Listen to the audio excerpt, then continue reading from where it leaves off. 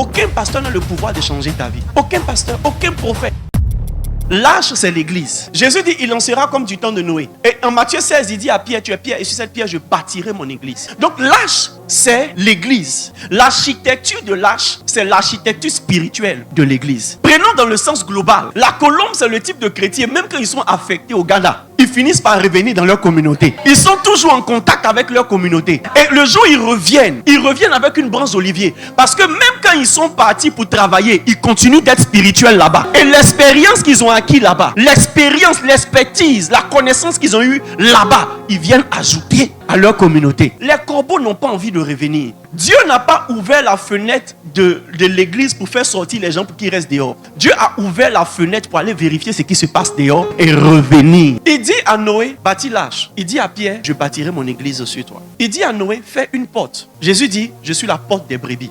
Et tous ceux qui rentrent par moi, ce sont les brebis. Ceux qui ne rentrent pas par moi, qui rentrent par la clôture, ce sont des mercenaires. Donc la porte de l'église, c'est Jésus. C'est pourquoi la Bible dit, le Seigneur ajoutait à l'église ceux qui étaient sauvés. Être sauvé, ça signifie quoi? Romains le chapitre 10, la Bible dit, c'est en croyant dans le cœur qu'on parvient à la justice, et c'est en confessant de la bouche qu'on parvient au salut. La Bible dit, quiconque croit, c'est par la foi en Jésus-Christ qu'on est sauvé. Et maintenant, par la foi en Jésus-Christ, on est positionné comme la nation de Dieu. Donc tu vois que quelqu'un qui n'avait pas de passé avec Dieu, commence à avoir un avenir avec Dieu par la foi en Jésus-Christ. Les gens étaient des pécheurs, les gens étaient livrés à leur vie, mais il suffisait qu'ils reçoivent le message de Noé pour dire, ah, ce que tu dis là, on doit prendre au sérieux. La Bible dit automatiquement, il passait par la porte. Il pouvait passer par la porte pour rentrer. Malheureusement, les amis, beaucoup de gens viennent à l'église et ne croient pas en l'évangile. Il y a des gens qui viennent pas à l'église parce qu'ils croient au salut. Ils viennent à l'église parce qu'ils croient en la puissance du pasteur. Ce pasteur-là, s'il prie pour moi, je serai béni. Les gens parlent trop de lui dans la ville. Aucun pasteur n'a le pouvoir de changer ta vie. Aucun pasteur, aucun prophète. Ok,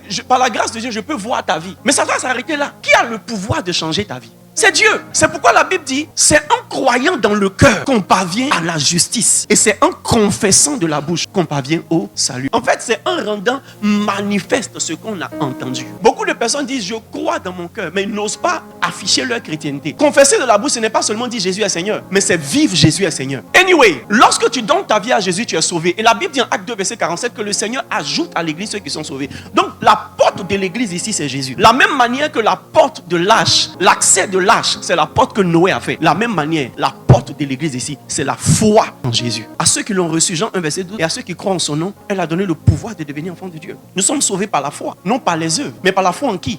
Par la foi en Jésus. Il y a trois types de foi. Il y a la foi populaire qui vous permet de croire que Dieu existe. Et la plupart des hommes, même quelqu'un que tu vas voir dans un maquis, dans un fumoir, dans un nid de prostituées, croient que Dieu existe. Mais la foi populaire ne peut pas changer les gens. La foi populaire les rend conscients de quelque chose. Conscients d'une existence surnaturelle. Conscients de quelqu'un qui a un pouvoir de décision extrême. Mais tu vois, ils n'ont pas la crainte de Dieu. La foi populaire n'a pas pour but de créer en vous la crainte de Dieu. La foi populaire vous donne ce que j'appelle la conscience de Dieu. Maintenant, il y a la foi salvatrice. La foi salvatrice, c'est elle qui crée en toi la crainte de Dieu. Parce que la Bible dit la crainte de l'Éternel est le commencement de la sagesse. La foi salvatrice, c'est croire en Jésus. Et lorsque tu crois en Jésus, tu crois en trois choses en même temps. Tu crois en l'existence de Dieu, tu crois en l'amour de Dieu et tu crois en la justice de Dieu. Donc ces trois choses-là ont le pouvoir de changer ta vie. Ça veut dire que maintenant tu n'es plus conscient de l'existence de Dieu. Tu réalises l'existence de Dieu. Vous savez pourquoi les gens ne se convertissent pas? Parce qu'ils ne craignent pas Dieu. Ils n'ont pas peur du jugement de Dieu. Le même Dieu que tu appelles papa là, c'est le même qui a attrapé tes mains et t'est livré à Satan. C'est pourquoi Jésus a dit un jour à ses disciples, ce n'est pas moi qui vais vous juger, mais c'est ma parole. C'est comme quand tu vas au tribunal. Si ton papa est le juge, il ne va pas te juger par son sentiment pour toi, il va te juger par la loi. Donc si la loi te condamne,